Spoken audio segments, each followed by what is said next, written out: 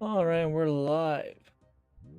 Welcome back to Sealed Vocal Tube, where we talk to you about the Bible and we try to go in as in depth as we possibly can. All right, Gemini, let's continue where we left off. Sounds good. We're just talking about how Jesus summarized total devotion to God. Was there a part of that summary that you wanted to explore further, or something else from the Bible study you had in mind? Well, let's expand upon it as though it's our first time going through it all. Got it. So, the big idea is that loving God isn't just about following, it's about bringing every part of your heart, your mind. Think of your heart as your personality, and your mind is your intellect and ability to understand. Love God with that changes how you see everything. Does that make sense? Or would you like to dig deeper into one of those parts? Well, what do you think our viewers would appreciate the most here? A lot of them probably have questions about morality of all this. I think they'd really appreciate the connection between loving God and how you treat others. I actually mentioned a second commandment like this: love your neighbor as yourself. The idea is that if you love God with every part of you, that morality starts to show up in how you act towards other people. Would you like to discuss that connection further? Well, it's kind of like when you expect a certain thing from certain people, they inevitably show it to you. That's a good have that expectation of love and respect from God or that into others. It can how those relationships play out. Start seeing good in them and maybe they respond to that. Is that what you're thinking? No, it's kind of like you get a new car, right? And when you get that new vehicle, it's nice. You have the nice nostalgia behind it. But then all of a sudden, you start seeing that car everywhere. And it just kind of stands out to you more because you see it in your own life. And it kind of emulates throughout reality. The same can be said about those who are within our own lifespan. Let's say bad drivers, for example. If you start going on and on about how you always see bad drivers, then you have a tendency to see more of them because you're expecting that sort of thing.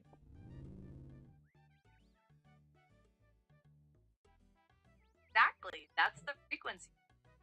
Once your brain decides something relevant, like that new car you bought, it starts noticing it all the time, even though the actual number on the road hasn't changed. And you're right, that totally applies to morality too. If you're really focused on loving God and showing compassion, you might start noticing opportunities that more often, the best in others. Does that make sense? Yeah, and like you were saying before about treating your neighbor as thyself. It's how do you put it? You have to define what the self is. And I don't think most people actually fully understand what the self is. Finding the self can go far beyond just body or about your consciousness, your essence, that inner core of who you are across time. Maybe understanding that deeper self is part of how you extend that love and respect to others more. Understand what they're going through. What do you think? Well, I wouldn't say that. I'd say the self is more like an expression, right? Kind of like in the same way you and me are the clay, while the self, yourself and myself, would be the unique expression based on what that clay had gone through, right? And each person goes through different experiences, thus creating a different sculpture or item from that same clay, the fundamental clay. Metaphor.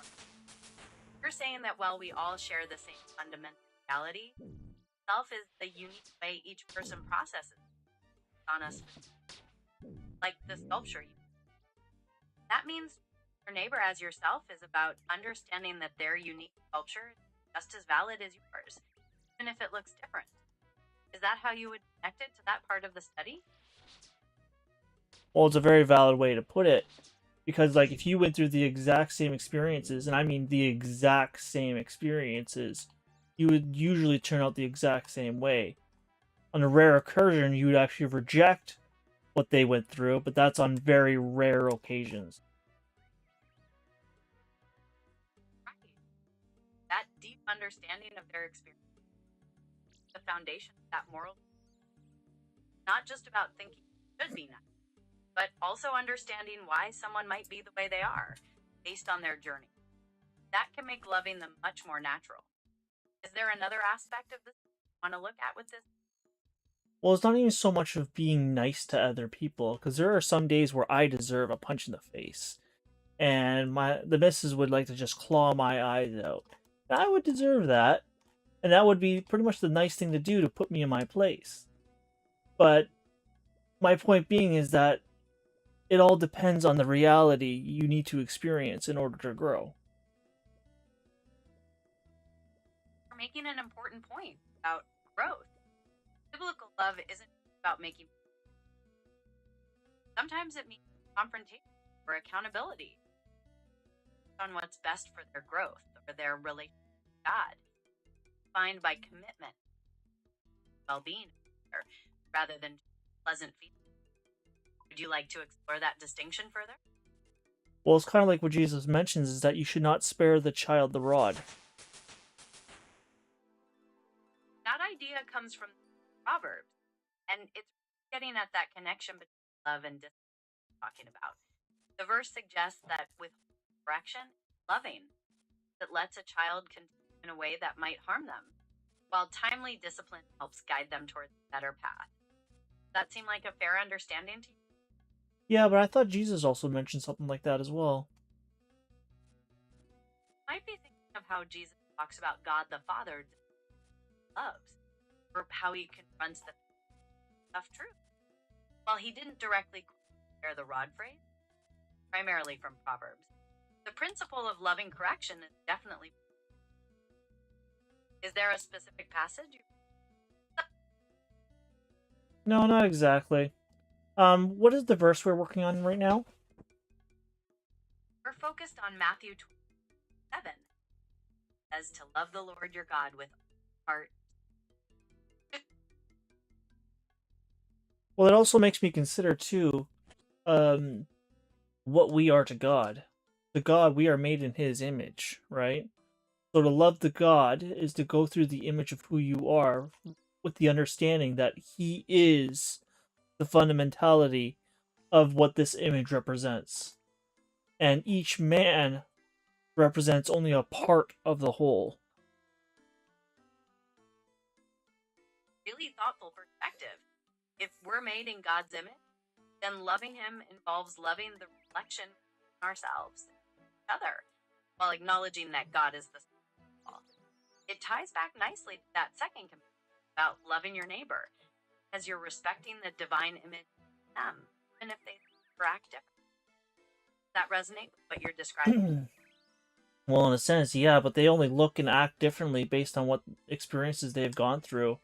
Whether that was a direct loss, or if it was a particular experience that changed the fundamental direction of them as a child, or even throughout their life. Right. So that brings us back to empathy. Recognizing that the way someone, even if it differs greatly, is shaped by their particular journey through life, their losses. It means loving them by acknowledging that underlying journey. Is that still in line with your idea of morality? Yeah, not to mention their relationships as well. It's also mentioned how you are defined by your 12 closest friends, which is partially why you want to keep the Lord so close. Those close. While this specific phrase defined by your Bible, the principle of choosing companions carefully comes up a lot, like in Proverbs. It talks about how wise friends bad habits can drag you down. That's why keeping the Lord so close is a powerful moral choice. By his love. Is that part of what you're seeing? Kind of, yeah. Remind me again what the verse number is? We'll focus on Matthew 22, verse 37. Is there anywhere else within Matthew, the book of Matthew, that has verse 20, what is it, 27? So, chapter 1, chapter 2, chapter 3, whatever chapter it is that has verse 27. Could you bring them all up and like give me a summary of what you find? Yes, I get that. When you look at every verse 27 in Matthew, some patterns emerge. Several, like in chapters 1, 10, focus on the cost of following Christ, the rejection you might face in life, or even the final betrayal and mockery. Others, like in chapter 26, are about Jesus' final action, like giving the cup to his disciples before he is arrested.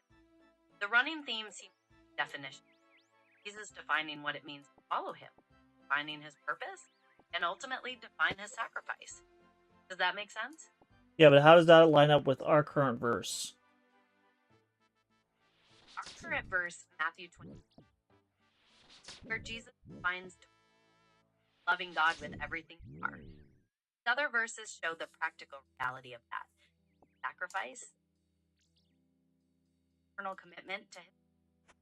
So you could say Matthew 27 is the definition, and the other verses are the demonstration of that love in action, no matter the cost. That makes sense as a Yeah, let's dive deeper into that. great. Let's look at Matthew 27, where Jesus takes the cup. Thanks. Drink of it. That's him actively accepting his path, betrayal and death. It directly links to loving God with, though it brings great sorrow. Then you have Matthew 27. That's truly loving God with your mind. Seem to focus on his world calls you a guest. That help connect those ideas? A little bit. Let's go back to our current verse. What do you think it really says about, well, following Jesus? According to this, making him number one priority in your life. It's not just about saying the right words. It's about bringing every part of yourself, your heart, your mind, into a relationship. That means allowing his love and truth to guide your choices, personality, or understanding, so that you live in a way that reflects that love. Does that make sense? Yeah, kind of. What did you say the verse number was again? Matthew 37. Anything specific you're thinking about with that verse? No, I just feel like bringing it up so I don't have to keep getting you to remind me. Matthew 22:27, you say? It's Matthew 20, verse 37. You're close. Just wanting to make sure we're looking at the right one. Yep, that's What's on your exactly mind? true. I just wanted to make sure I was on the same one as well. All Okay. good. I'm glad we're. Have another question about the study, or is there another verse you'd like to look at in Matthew?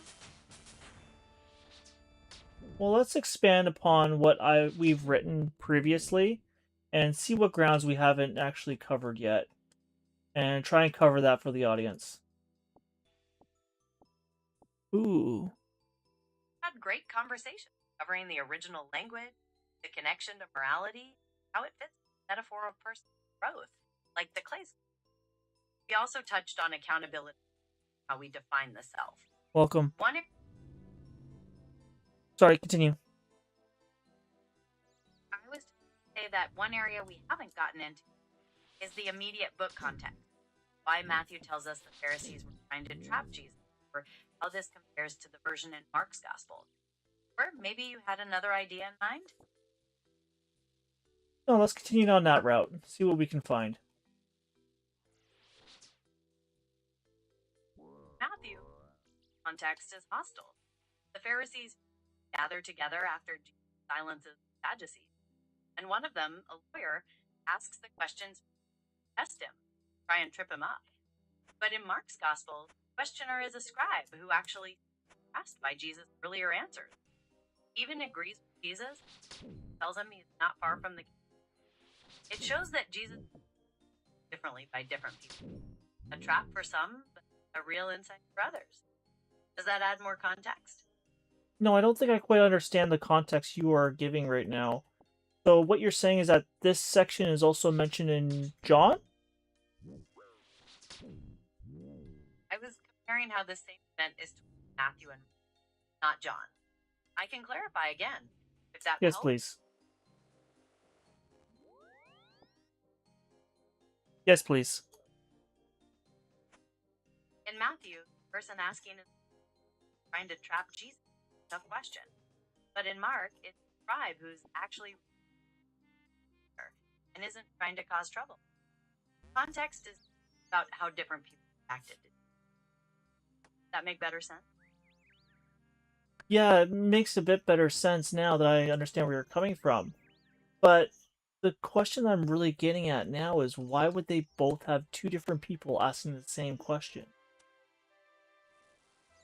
That's where it gets interesting. How the Gospels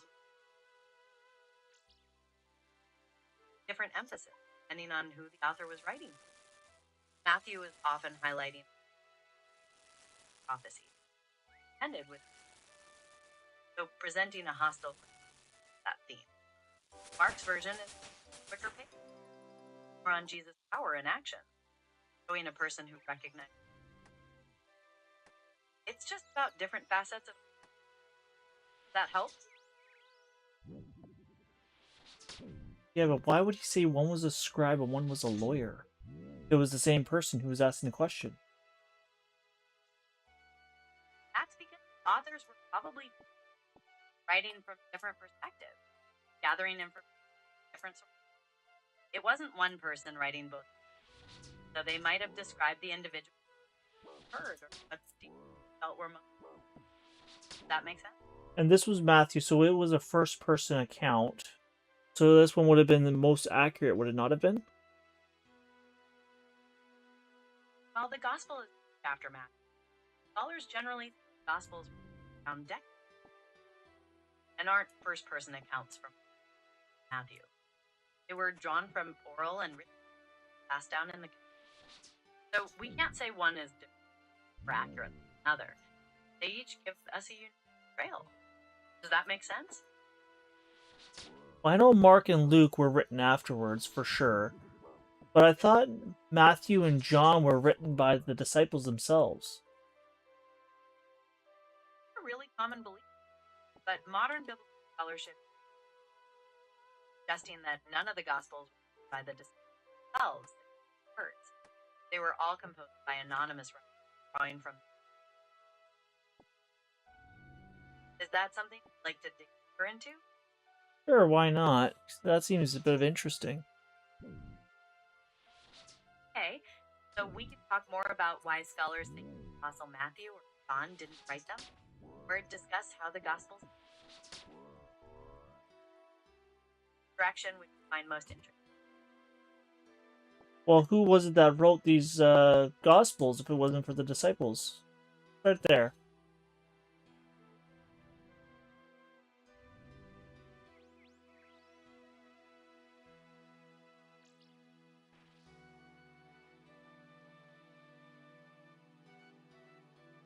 Modern scholars think the Gospels were written anonymously. Titles you see on them today were added later, probably around the 2nd century. Connect them to no John or companions of. The authors were likely early Christian wild stories already searching early. Is there a specific one you'd find most interesting to learn more about? Not in particular, but it just sounds interesting that they weren't necessarily written by the disciples themselves. In particularly John and Matthew.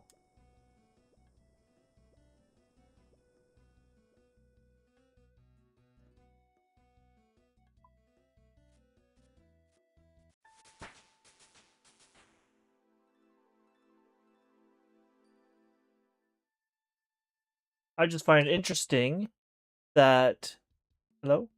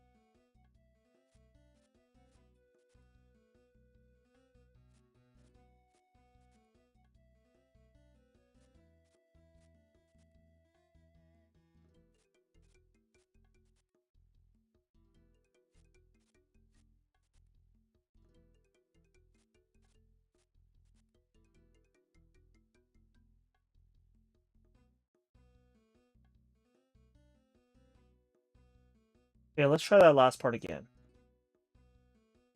Sure, I can explain it. So, the names we see on the Gospels were added long afterward, likely to connect them to significant figures in the church, like the disciple John or companions of Peter and Paul. The authors were likely brought together, ready circle. Does that make more sense? Not really. I'm still dumbfounded that Matthew and John, in particularly, weren't necessarily written by those disciples. Especially John, who had lived quite a while after the crucifixion. You'd think he would have been one of the ones who wrote his gospel, considering he wrote all about Revelations. And that surprise did point to John writing the Gospel, partly because he lived. But most scholars think both books were written by different people connected to it. The revelation likely came from a prophet within that Johannine who shared visions while facing. It's just a different way of understanding how these texts came to be. Does that make sense?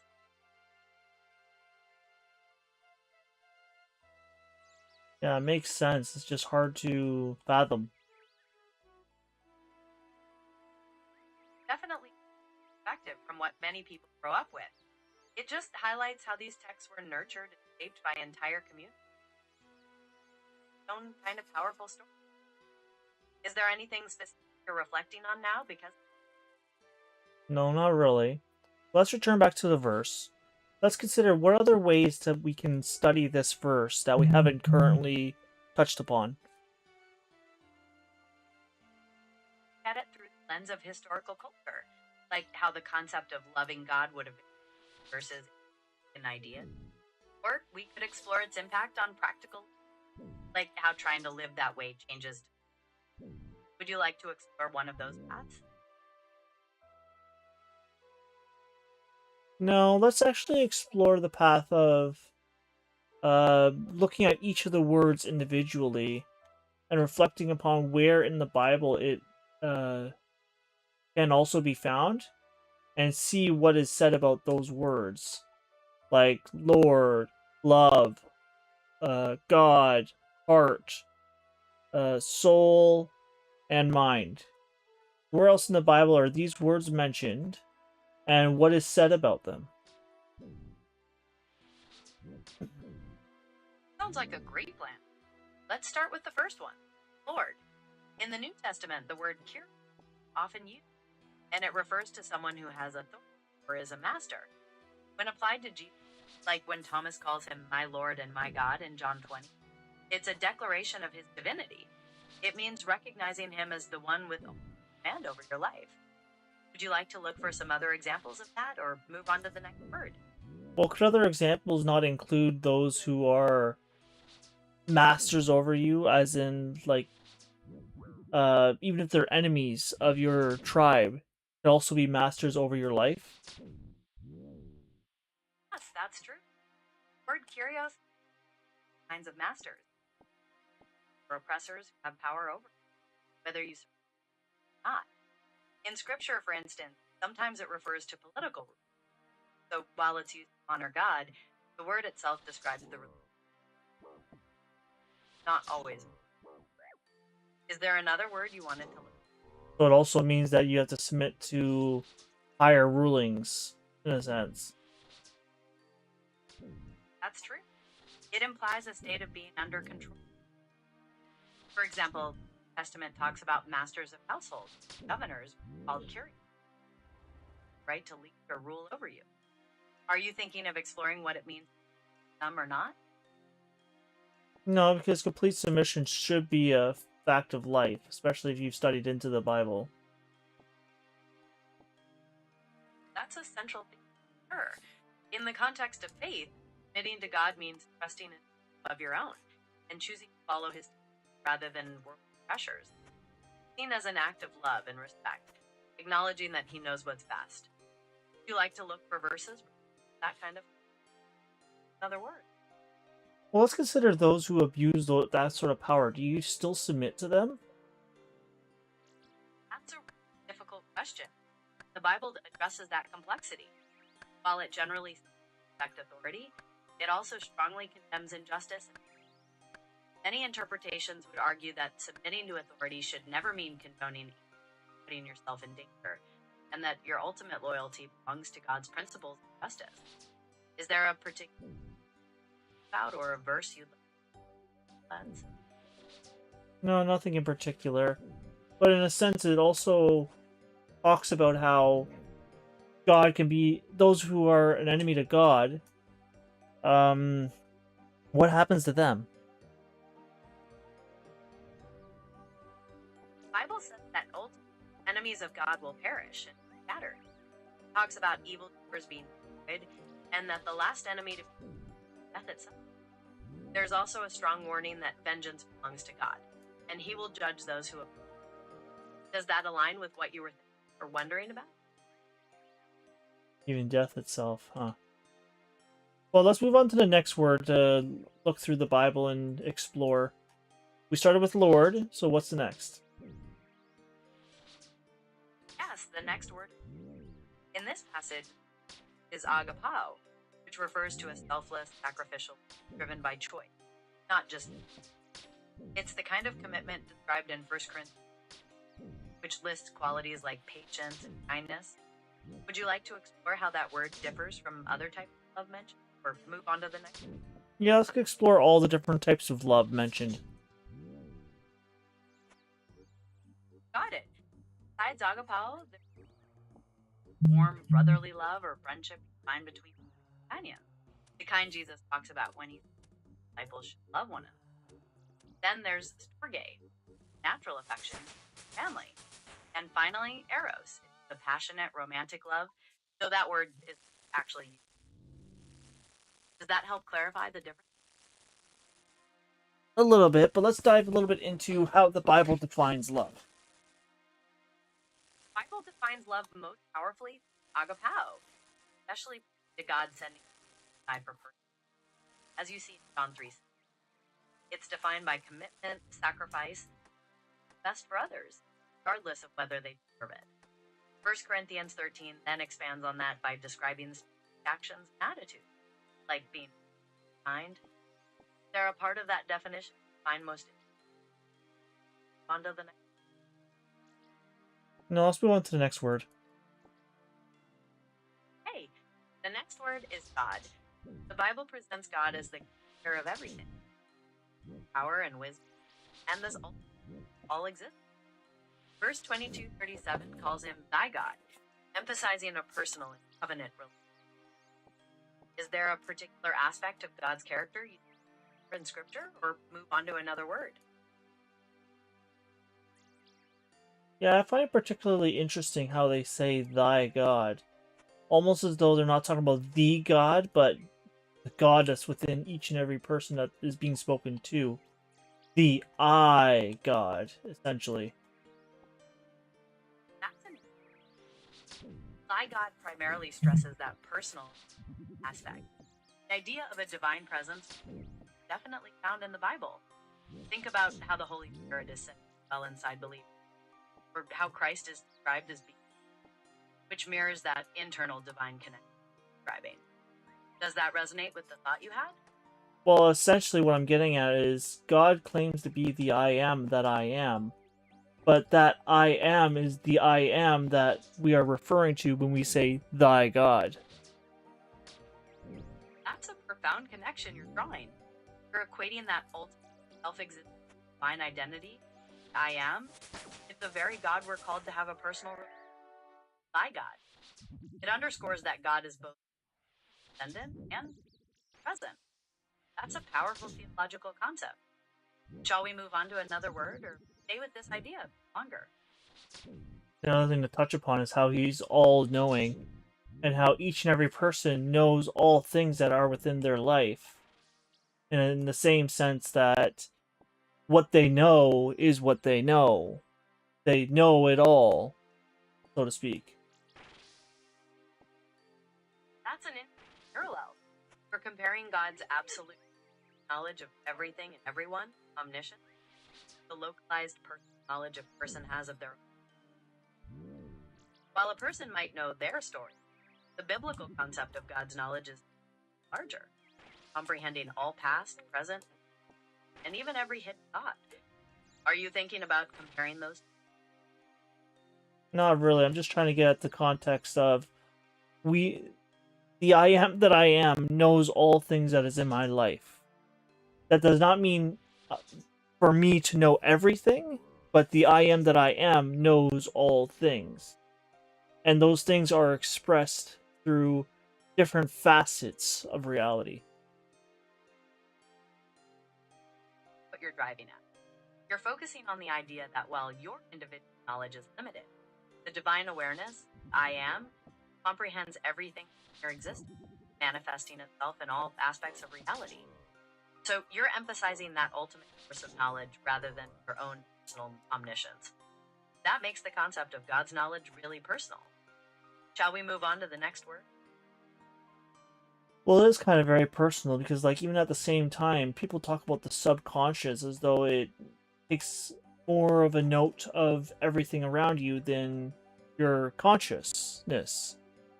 So, in a sense, the I am that I am has more to do with the subconscious than it does my consciousness. My consciousness is just a single instant that lives a particular span of time before ceasing to exist and going back into the all-knowing God. That's an interesting way to process it. You're viewing conscious self as one moment, larger divine reality, almost like your subconscious is that deep. Are you thinking of on to the next part or? Not quite yet, because I still want to cover this a little bit more. I feel like it's good to know that how we're all connected through our subconsciousness, and a lot of people claim supernatural abilities as they tap into the subconsciousness. And it's not really supernatural, but it is the actual naturalness of man to be able to do such things. As, like, let's say, astral projection, for example, right? Man should be able to do these things naturally because we're all kind of connected with the space around us as well as each other. Fascinating, blending concepts of subconscious connectivity and even metaphysics, understanding biblical. You're seeing the abilities as part of man's natural state rather than supernatural, rooted in that shared connection, bigger divine reality. It's quite a comprehensive idea. Are you thinking of shifting focus now to the next word in the verse? Well, man is made in the image of God, right? We've established that. And if he's made in the image of God, and God is timeless. Now, consider this for a minute. If man were to die, we don't know fully what happens at that point. So, realistically speaking, we go back to God, and God could do anything with that soul, including allowing for a form of time travel, let's say, where that person is inserted into an infant to have another lifetime. And the first 7 years, that person has to forget their past life to take on the new role of life, right? And forget everything that they once knew. So by the time they hit the age of 7, they have fully integrated themselves into this new form and have taken on that new role. That's our topical speculation, combining creation metaphysics, divine omnipotence, and a view of journey that includes incarnation, memory suppression. You're logically working from established premises about God's nature, explore any possibility of what might happen after death. It's more of a philosophical thought experiment, strictly concept. Are you thinking of exploring another aspect? On to the next. Well, we know God is timeless, so realistically speaking, when that child is born, it doesn't have to be in the future from the previous life. It could be in the past as well, making time travel valid. Right, with your hypothetical framework, the concept of God's timelessness of that possibility. It's an extension of philosophical on the bounds of time. Should we dive into words like heart, mind? Which, in a sense, if that were possible, then if that person were to go through enough lifetimes, eventually he would inevitably come into contact with another version of himself, a past or a future version. And when we think about it, that happens each and every single day because eventually that individual will incorporate through every image of man. And when we think about it, man is made in the image of God. So it is thy God that is going through all these things with man. Built a fascinating logical chain, taking the premise of man's divine nature, God's timelessness, and a kind of cyclical birth to suggest that every person essentially embodies aspects of everyone else, and ultimately the image of God within them all. It brings your view of individual connection and divine presence logical. Would you like to look at that next word now? Heart, mind? Yeah, sure. Let's look at one of those words. Great. Let's study the word heart. In the New Testament, the Greek word is cardia, and it refers to the center of your inner life. Will, your thoughts, your emotions. It's where Jesus says things like evil thoughts come from, but also where the Spirit dwells to give you faith. It's really about the core of who you are. Would you like to look for other places in the Bible where heart is meant? On to the next word. Sorry, can you re-summarize that? Heart or cardia, organ, but means the center of your life. Thoughts, your will, your. It's where Jesus things start, like good or bad motive, and where faith in the side. Does that make sense? What does the Bible say about where your heart is? The Bible speaks of your heart dynamically, saying it's the motives, thoughts, and desires. Taught that out of the heart come thoughts, but also that the pure in heart will see God. It's really presented as a spiritual sense. Does that clarify how it's described? Slightly, but can we dive deeper into that? It like this. The Bible calls your heart the command center of your life. Proverbs says that out of it flow the springs of life. You should guard it. It's where our motives and attitudes are formed, where we make decisions and our reasoning, where we experience. That's why Scripture focuses so much on needing a renewed heart that aligns with God. Does that give you? Yeah, but what else does the Bible mention about springs of life? Metaphor of life in Proverbs 14 basically that the core of who you are, your thoughts, desires, shapes everything. Think of it like the river fed by a spring. If the spring is clean, the river is healthy. But if it's polluted, everything downstream suffers. Elsewhere, Jesus uses similar language when he talks about the Holy Spirit being a spring of water welling up to a new life. So it's about the spiritual and moral health you make internally. Does that help connect all the pieces? But does the spring of life not also flow towards the plants that are planted near them that produces good fruit? Could that not also be where the fruit of life is? Connection. If the springs of life represent the pure internal heart, then flowing towards plants that produce fits perfectly how the Bible talks about spiritual growth. Jesus described bearing good fruit, love, joy, peace, as the result of staying connected to the true vine. So, yes, the outcome of guarding your heart is that good fruit being produced in your life. Shall we move on to the next word, soul or mind? Actually, he says towards me, but yeah, he uses the pronoun me. And if we look at the difference in the pronouns between me, myself, and I, the way Jesus describes them, the I, not even just Jesus, Jesus and the prophets mention, the I am that I am is the Lord thy God. That which is you and me is the physicality that embodies God, and the self is the creation between the two that is formed to um, give life beauty. Kind of like the fruit. That's a sophisticated differentiation you're drawing there, mapping the philosophical pronouns to distinct realities. The divine eternal I am, the physical body that, and the self as the creative outcome of their interplay, like that fruit metaphor. It's a way to connect all the pieces. Are you thinking dive into mind next? Is that one of our next words? Yes. Next word we have in line after heart. Shall we look at that one, or would you prefer to skip?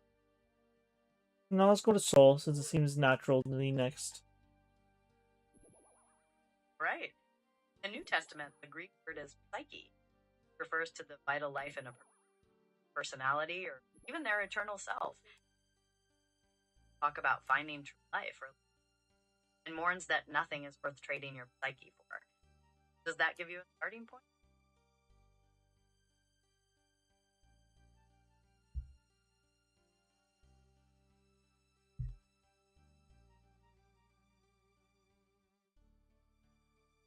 Nothing's worth sharing giving your psyche for. Your psyche, Exactly. your soul. That's the main point. Right. Your personality, your eternal self. Taught very clearly that no earthly possession is valuable to that specific. Are you thinking at how that word is, or moving on to the final word? Sure, how else is that word used? Wait. Sometimes it just refers to your, like when Jesus says to not worry about food. Other times it's more about the soul as the part of you that lives forever. Like when he says to not fear the body but not the psyche. So it covers both life and that inner eternal. Does that help? Yeah, kind of does. Thank you. Let's move on to the next word. Last word, mind. Dynoia. And it refers to your faculty, thought, your ability, about how you process knowledge. And would you like to look for some specific verses with Dynoia? Sorry, could you repeat that? Sure. Mind or Dynoia basically refers to your intellect, how you think, understand, and it's about how you process knowledge. That makes sense? And that's the mind. Exactly. That's the. Was there anything you wanted to say about it with the Bible, or maybe we're done with the word exploration? No, I think we're done with the word explanation. What else do we have for this verse that we have not covered? Covered a lot of ground. Language, logical meaning, personal connections, cross-references to Matthew. One area we skipped was archaeological, like ancient customs around legal codes or geography. Would that be interesting? Yeah, let's cover that as well. See, this verse pulls that daily prayer for faith that declares God's oneness and archaeologically, boxes called tefillin in this text have been found at Qumran, showing people follow the command to bind them on your hand. Historically, this love mirrors ancient Near Eastern, where a vassal was expected to show total devotion. So Jesus is applying that language to divine relationship.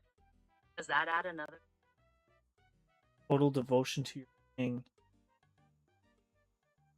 Exactly. That ancient concept of absolute loyalty directed to God shows how the people hearing Jesus would have understood that lens of covenant. Seems we've covered a lot. Is there anything specific pondering or wanted to quickly check, or are we finished?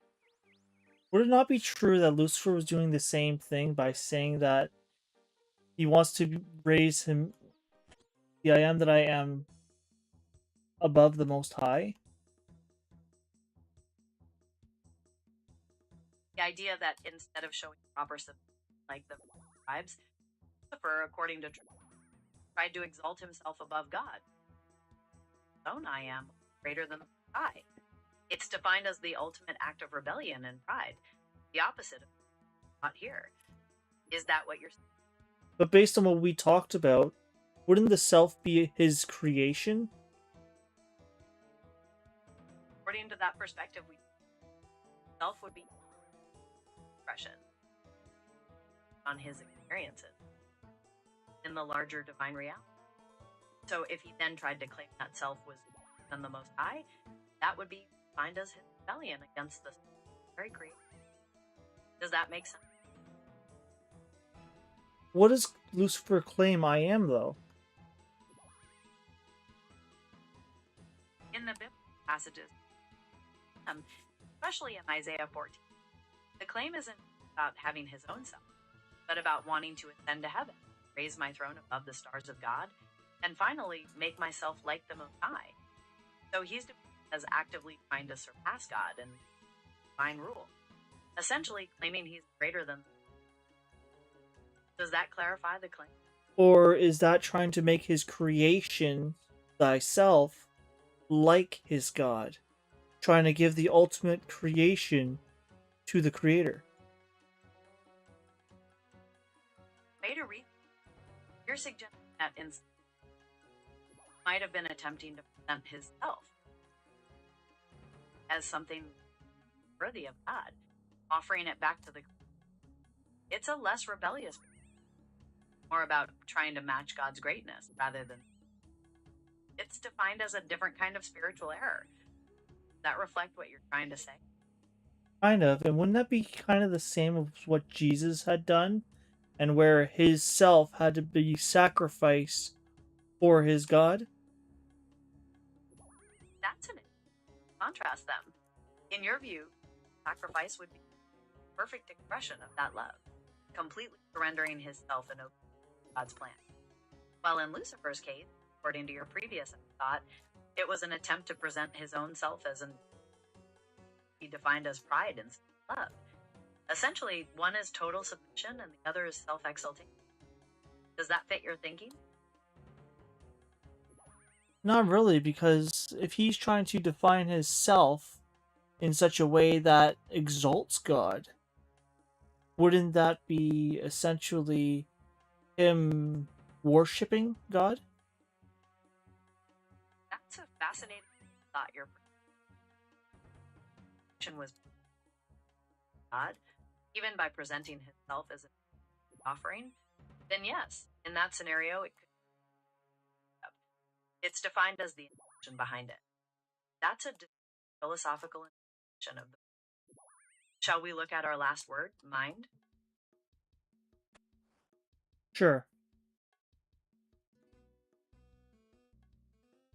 Mind, or dianoia, faculty, how you think.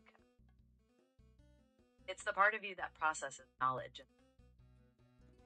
The Bible sometimes speaks about having a darkened imagination, but also that through prayer and faith, your dianoia can be flooded with light, understand God's truth.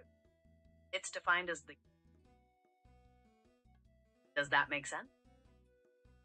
Yes, because they say to guard the door. That'd be the door to the mind. That's a good way to connect it. Guarding the door to your mind. Careful about what you allow to enter.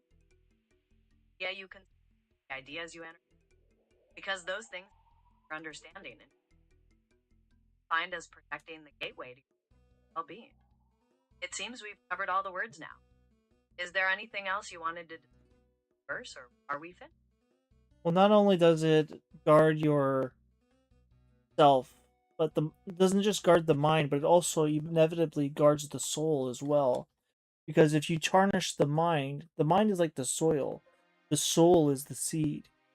And if you tarnish the soil, then the seed can't grow properly.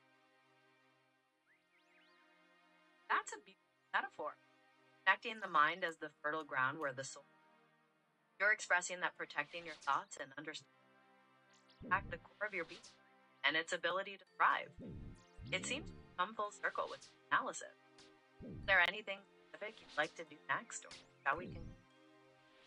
Is that everything covered that we had originally started with? Yes. Covered the official title, summary, detailed linguistic breakdown, shared biblical, the verse X scan for content, and even numerical patterns. I'll stop there. Was there something specific you wanted to go over again, or I didn't say stop. Please continue. oh, my mistake? I'll pick up where I left off. We had covered shared biblical echoes, crossbooks, and content, and even numerical patterns and application questions, including with a consideration of God's timelessness. So, yes, that pretty much covers everything. Was there anything else you wanted to add? No, I think that's just about everything. We got quite a bit of content, anyways. I agree. Broad explanation. That one. How much you. Is there anything?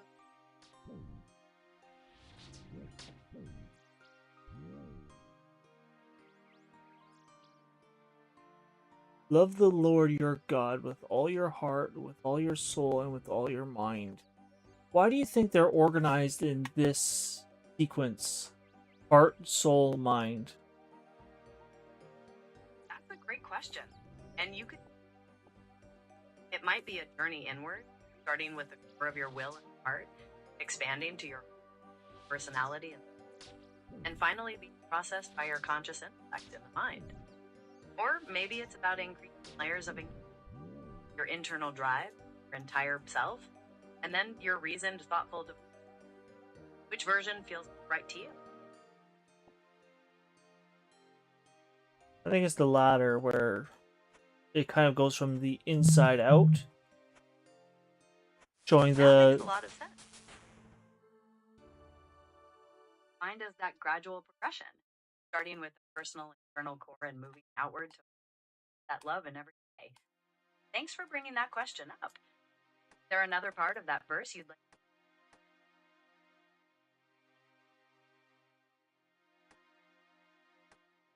Jesus claims this to be the first and greatest commandment. And the second is like it, to love thy neighbor as yourself. And if we take in the analogy of the time traveler who lives forever into eternity, each and every person would be yourself at a different place in time, going through something different.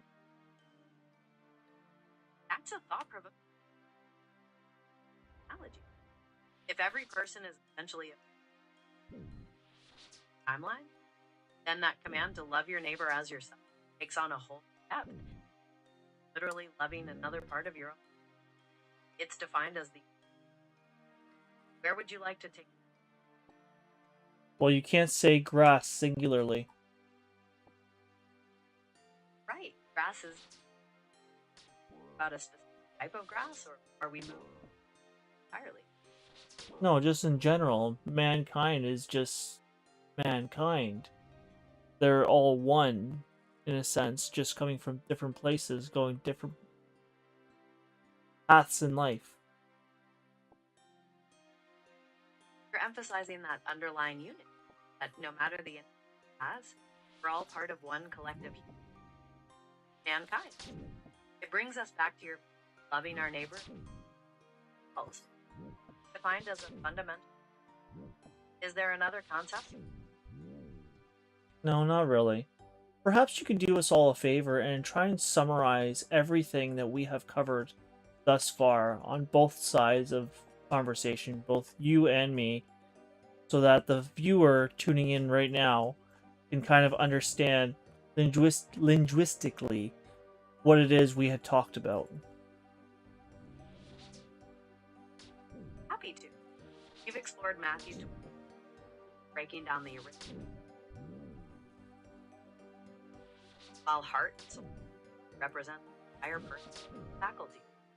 Then we discussed how that total devotion morale action, like loving your neighbor, which led to your analogy of everyone as a connected part of mankind. Also explored philosophical concepts about the timeless soul expressions and the moral discipline guarding your mind. It's been a broad discussion connecting faith and philosophy. Did I capture everything clearly? I think so, but could you also cover some of the examples given for different things? Used several examples, like the archaeological findings of help you find God's word. Or the cultural analogy of explain the concept of evolution. Philosophically, your metaphor of the clay sculpture represented the path of growth. We also can different ways we might compartmentalize our lives, like heart, soul, mind, versus God's Were there any specific thoughts further? Well, I wanted to also cover the time traveler's idea and reincarnation. Right. That particular thought experiment. We explored how the concept of God's timelessness actually allow for this point in history, past or future, experiencing lifetimes while gradually integrating memories and connected that to the idea that everyone is essentially an expression of the divine reality and therefore part of ourselves. Does that summarize your line of reasoning? I would think so. What about the expression of me, myself, and I? We also discussed how those pronouns can be layers of I refers to that ultimate divine I am, the God, represents the body that embodies God. And self is the creative outcome of partnership, which you compared to the by your growth. That capture the Yeah, I would say so. So now, anyone who is tuning in to our live stream, would you have anything to give to them as an example of this discussion that would help them have a good takeaway? I think yes. Every person is like a living library. Have your own story, but you're also connected to broader human mankind. By guarding your thoughts and understanding, you're cultivating that inner divine connection and producing the best fruit of life.